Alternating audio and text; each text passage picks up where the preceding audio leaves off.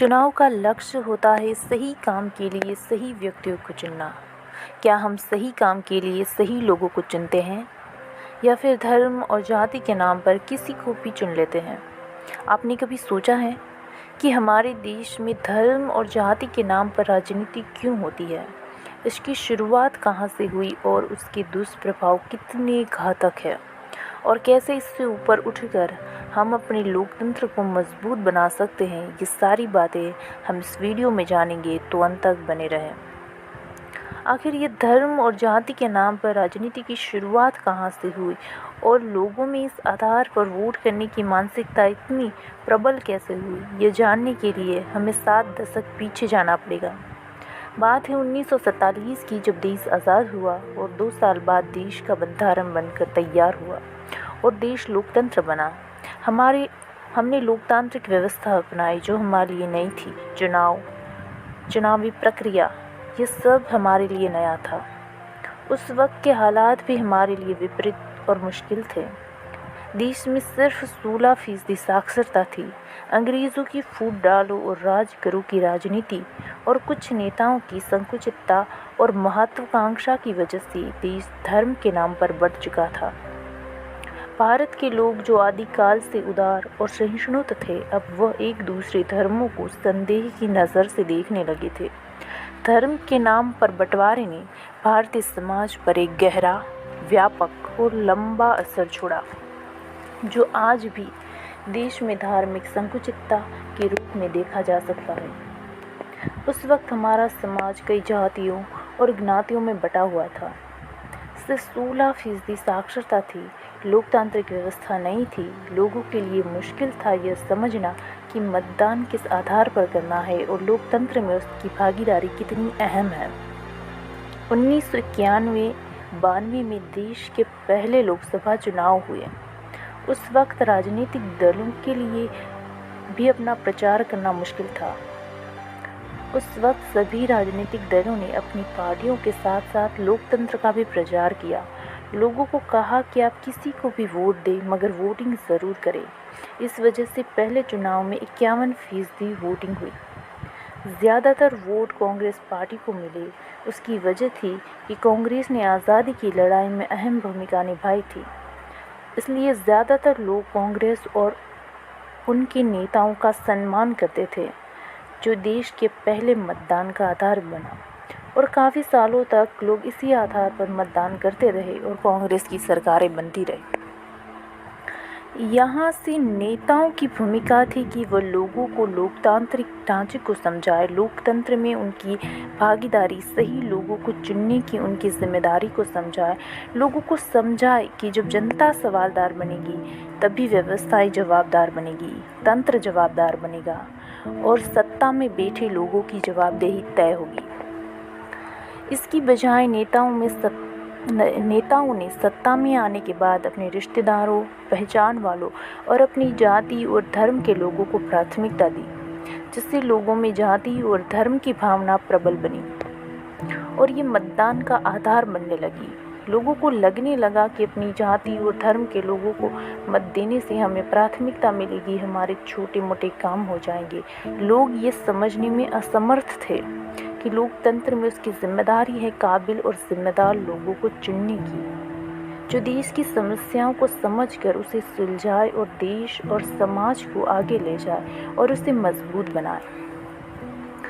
नेताओं ने ये जानते हुए भी कि उग्रवादिवाद और संकुचित धर्मवाद समाज के विकास के लिए बाधक है, बावजूद नेताओं ने समाज को ऐसी समस्याओं से, ऐसी कमज़ोरियों से ऊपर उठाने की बजाय उसका फ़ायदा उठाकर सत्ता तक पहुंचने की कोशिशों ने जन्म दिया संकुचित, छिछरी और तुष्टीकरण की राजनीति को, जिससे हमारा लोकतंत्र वक्त के साथ मजबूत बनने की बजाय कमज़ोर हुआ। जाति और धर्म के नाम पर भ्रष्ट और अकाबिल लोग सत्ता तक पहुंचने लगे और अपनी सत्ता का दुरुपयोग करके अपने रिश्तेदारों, पहचान वालों लोगों को सरकारी नौकरियों, सरकारी संस्थाओं में उच्च पदों पर नियुक्त करने लगे। इससे हमारी सरकारी संस्थाएं कमज़ोर होने लगी और भ्रष्टाचार बढ़ने लगा। काबिल और योग्य लोगों की जगह पहचान और पैसे के दम पर लोग सत्ता और लाभ हासिल करने लगे। हमारी व्यवस्थाएं कमज़ोर होने लगी, समाज में नैतिक मूल्यों का पतन होने लगा, आदर्शवादी और ईमानदार लोगों को बेवकूफ़ समझा जाने लगा।